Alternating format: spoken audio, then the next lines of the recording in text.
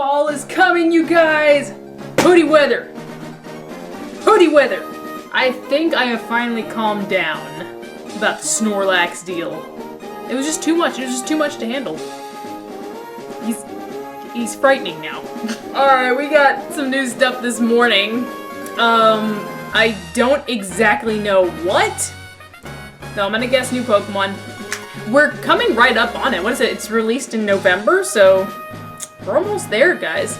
Alright, let's check it out then. Okay, new discoveries in Alola. New Pokemon. I knew it. Let's see, what is it? Type Null. Type Null? Is that his name? Why does he look so crazy? It looks like they mishmashed a bunch of stuff together. What is this? Is it normal? God, I missed his ability. Oh my god. Jangmo-o? Bulletproof and soundproof. He's a dragon. He's a tiny little dragon. He looks like the little ones from How to Train Your Dragon. How do you pronounce that, by the way? Raticate. Oh, Raticate! It's gonna be dark. It's gonna... Oh my god! Oh my god! He's so fat! He's so fat! Oh my goodness. Maybe that means Pikachu's getting a Alolan form too. Okay, Pokemon Sun and Moon are set 12 hours apart. Oh, what? I wonder how that affects the game. Certain things will play out differently. Looks like the totem Pokemon are different. So it's Gumshoes in one and Dark Raticate on the other. Introducing the Aether Foundation. They look like Vocaloids. What is this? Lusamine? Or Lusamine? Aether's glamorous president. Yeah. God, she's got some massive hands. She could clock somebody with one of those. And Aether's branch chief. They kind of look like bad guys, but the music says otherwise. Who is this thick chick? Wicke. Another branch chief. Aether Foundation employees. Yeah, they do. It looks like they're going against Team Skull. Huh. And Team Skull's enforcer Gladion. This guy looks like he's from Soul Eater or Blue Exorcist or something. So one of them's shown in animes. I don't know. They kind of meshed together at one point. Search the Alola region for Zygarde cells and cores. What? The Zygarde cube. The item just gave you collecting cores and cells. You had to collect his pieces? Your creature was sucked into the Oh my god!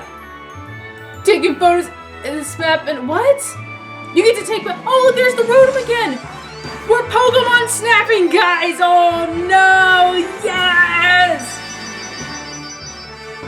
It's raining. What?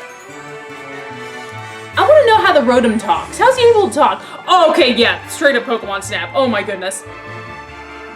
Ultra Beast. A mysterious threat, Ultra Beast. What is that? Is that jellyfish? What is with these names? Ubi01? I just called it Ubi. UB01. But it was just a jellyfish. It was a goddamn jellyfish. What? Look at that. They have a Japanese trailer. How come they didn't like me that? I'll watch it anyway. Got some weird music going on. Oh, it sounds like, I don't know, ethnic. Don't see, I guess can't understand anything, but, so those are the trial thingies as usual. I just realized this video is 5 minutes long. This might be like a, oh dang, look at it. Oh, that's the beach. There was like, I don't know what I was looking at. Oh, Drifloon and a Mischievous. Aw. Oh, dang, that is beautiful. 3 shades. That, what, that was like a freaking, god dang, I can't concentrate on all this, but it looked like, you know, the hula dance. There's a Delibird and Bellibird. There's a Corsola and a Poliwhirl. I like seeing all the background stuff. It's just like they put so much detail into it. And the Pokemon Snap as usual. Oh, I just realized that it was like a certain like crack in the wall. Maybe you can only take pictures like at certain areas. Oh, it's so cute. Kind of like how it was with like people taking pictures of yourself. And there is the Aether, was it, Foundation? I want to know more about these guys. They're so funky looking. All I can say is that the music makes it sound like they're good guys. And there she is. I can already tell she's gonna be everybody's favorite. I forgot what her name was. Wicke, that's what her name was. Oh, and the Vocaloid herself. I don't remember her name, but I will. What is he doing back there? Yeah! We're going to a concert, guys! What else? Oh, these two guys. Oh, the Zygarde stuff. I forgot. I was gonna say, it cut me off. Look at the little greeters in the background. Anyway, I was gonna say before it cut me off, I want to say one of the Castlevania games. I cannot remember. Was it Simon's Quest? I don't remember. But you had to go around collecting Dracula's bones or something. So you gotta go around collecting Zygarde cells.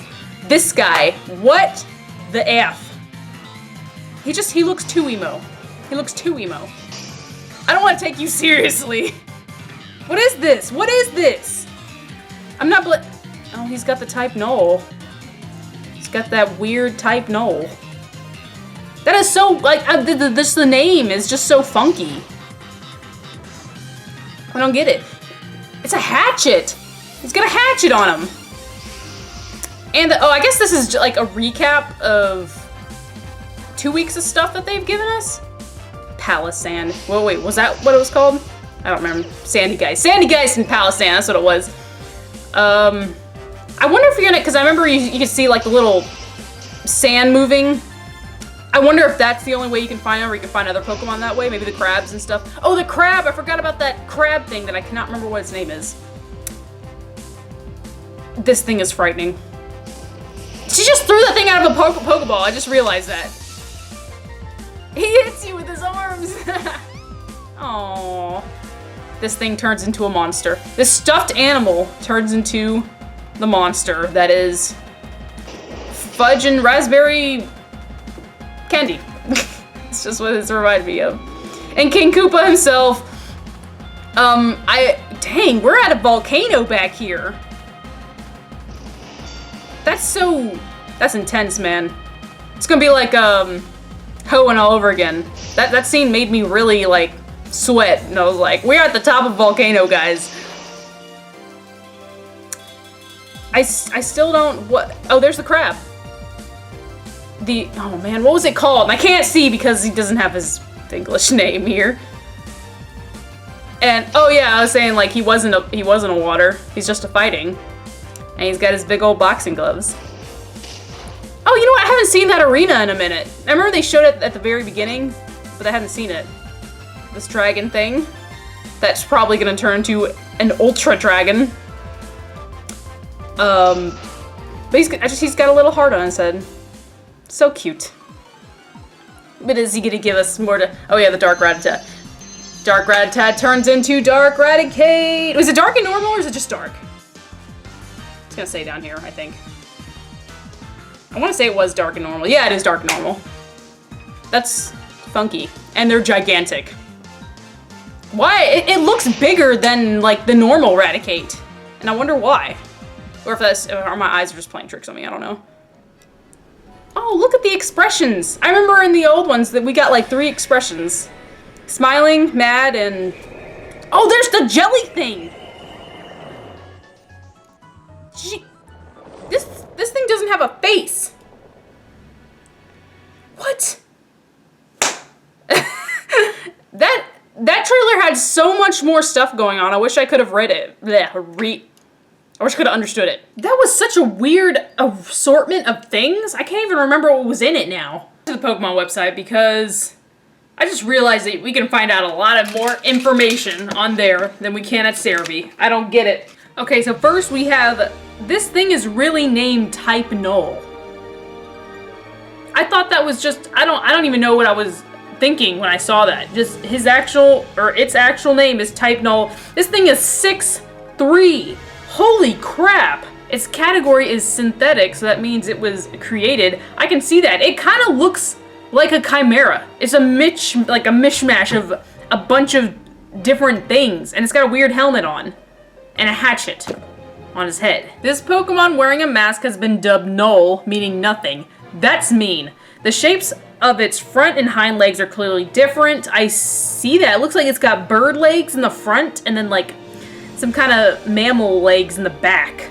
The reason is that type null was constructed to synthesize the strengths of various Pokemons, enabling it to adapt to any situation. So it was created like Mewtwo to be the best, the very best that no one ever was.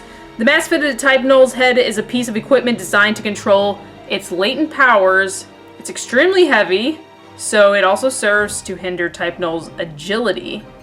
Whoa, what? To complete a certain mission, there was no need of a Pokemon powerful enough to rival those Pokemon often spoken in mythology.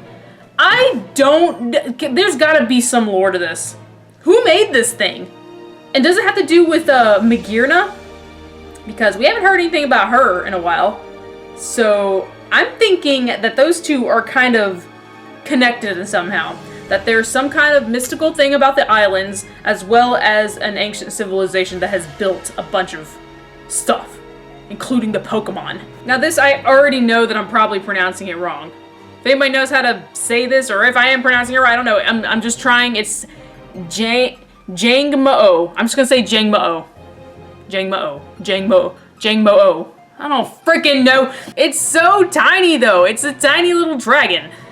Jangmo-o has the pride of a warrior, although it remains humble about its capabilities. How does what?